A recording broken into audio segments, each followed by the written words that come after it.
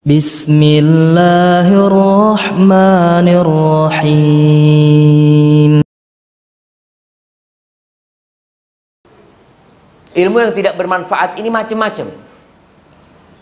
Ada ilmu agama, ada ilmu umum.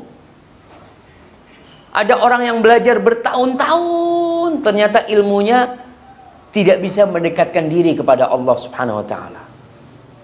Malah kadangkala kita sedih tatkala banyak orang-orang bergelar doktor atau memiliki titel yang tinggi-tinggi, akhir hidupnya di penjara. Masya Allah, ilmu yang kau kaji selama bertahun-tahun ternyata mengantarkanmu ke penjara. Kerjaan KPK sampai kesian. Apa ada lulusan SD yang diurusin sama KPK? Nggak ada. Semua lulusan perguruan tinggi. Orang-orang yang Masya Allah, yang dianggap orang berilmu, tapi ternyata ilmu lain, ilmu nggak bermanfaat. Yang kedua, ilmu agama. Berapa banyak orang belajar ilmu agama, tapi ternyata ilmu agama itu tidak memberikan bekas kepada dirinya. Hakikat ilmu itu adalah al-khasyah. Kata Imam Ahmad bin Hanbal, al-ilmu al-khasyah. Ilmu itu ketakutan kepada Allah. Kalau ternyata nih orang tambah berilmu, tambah ngawur umpamanya. Tambah gak bener. Ada orang gak berilmu tapi gak sholat. Subhanallah. Ilmunya gak bermanfaat. Ada yang ilmu Al-Quranul Karim. Ada 3 macam orang ini dengan Al-Quranul Karim. Ada orang yang punya hafalan Quran ternyata buat sombong-sombongan, buat bangga-banggaan. Berapa kau hafal? 5 juz. Waduh, aku udah 17 juz. Masya Allah. Ada yang buat bangga-banggaan. Yang kedua, ada yang Quran yu'kalu au yusta'kal bihi, untuk cari makan dengan Quranul Karim. Ya karena mungkin musimnya sekarang, dalam artian laku dijual Al-Quranul Karim, sehingga dia cari makan. Yang ketiga, ada yang Al-Quran digunakan untuk mendekatkan diri kepada Allah Subhanahu wa ta'ala. Nabi berlindung dari ilm la yanfa'. Maka kita perlu nih yang udah ngaji, yang udah mungkin bertahun-tahun, ada yang berbulan-bulan. Lihat, dari semua penjelasan yang didengar dari ustaz, atau dari buku yang dia baca, atau dari tafsir Al-Quran yang dia kaji, berapa banyak yang dia amalkan, yang bermanfaat untuk dia. Karena pada hakikatnya ilmu ini akan mengangkat derajat seseorang bukan karena banyak ilmunya, bukan. Semua keutamaan ilmu itu berkaitan dengan pelaksanaannya. Diamalkan ilmu itu. Kita datang kajian tentang menghormati tetangga. Pulang dari kajian itu kita menghormati tetangga enggak? Tetap aja dengar hadis Rasul sallallahu alaihi wasallam dari Abu Dzar radhiyallahu ta'ala anhu, idza tabakhta maraqatan fa'akthir ma'aha wa ta'ahad jiranaka. Kalau engkau masak kuah daging, banyakin airnya, lalu bagikan ke tetangganya. Coba kita berpikir, kita udah melakukan itu enggak? Atau ternyata kita masih hidup sendiri, seakan-akan di kampung hanya kita sendiri yang hidup.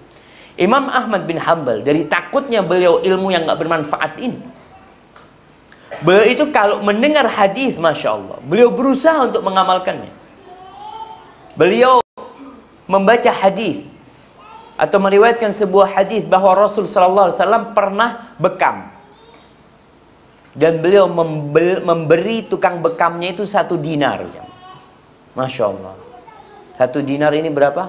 4/4 gram emas, kira-kira 2 juta. Tukang bekam dikasih 2 juta. Ada yang ngasih tukang bekam 2 juta. Imam Ahmad tuh ngumpulin duit sampai punya 1 dinar, dia panggil tukang bekam. Dia suruh bekam lalu dikasih 1 dinar. Dia tidak ingin ada satu hadis yang kelewat nggak diamalkan sama beliau. Rahimahullahu ta'ala. Dan Nabi tiap pagi beliau minta ilmu memang. Beliau mengatakan, Allahumma inni as'aluka ilman nafi'an. Ilmu yang bermanfaat. Kita berlindung, wallahi banyak pelajaran-pelajaran yang dipelajarin, Mungkin sebagian belajar SD, SMP, SMA, kuliah, lulus kuliah. Apa ilmu yang bermanfaat buat engkau? Wallahu a'lam, nggak tahu anak. Sekarang mau kerja apa? Nggak tahu kata dia. Mungkin anak mau jualan herbal aja. Masya Allah. Jadi kau dari SD, SMP, SMA, kuliah jualan herbal. Kalau mau jualan herbal nggak usah kuliah lah. Kan seharusnya seperti itu. Ada ilmu yang nggak bermanfaat. Ada orang-orang yang Masya Allah, Anda bertemu dengan seorang yang kuliah agama, sekolah tinggi yang memang dipersiapkan untuk mengeluarkan para pendakwah dan para ustadz-ustadz. Anda tanya, kemarin ketemu dia, engkau nanti lulus mau kemana? Mau kerja? Mau kerja apa? Wallahu a'lam, kata dia. Ya Allah. Terus ilmu yang kau pelajari ini kau nggak mau ngajarkan? Ya anak kan harus kerja, kata dia. Loh, iya kau harus kerja. Tapi ilmu yang kau pelajari dari pondok 6 tahun, di sekolah itu 7 tahun belajar agama, terus kerja jualan herbal, jualan minyak wangi atau apa namanya, ya Allah. Eman-eman ilmu. Yang penting kan umpamanya anak ilmu anak amalkan sendiri. Iya. Tapi beda orang yang kuliah sama orang yang ngaji biasa. Kau itu punya tugas untuk menyampaikan ilmu itu. Bukankah Allah berfirman tentang orang-orang yang belajar ilmu itu? Untuk apa? Falaula nafara min kulli firqatin minhum ta'ifatun liyatafaqahu fid din. Agar mereka belajar agama sebagian kelompok itu untuk apa? Waliyunziru qaumahum idza raja'u ilaihim. Agar ketika dia pulang, dia berdakwah menyampaikan kepada kaumnya. Kalau ternyata engkau belajar bertahun-tahun meninggalkan kampungmu, lalu engkau balik hanya untuk jualan, wallahu a'lam, kayaknya ilmunya jadi nggak bermanfaat buat engkau. Maka kita berlindung kepada Allah dari ilmu la yanfa'.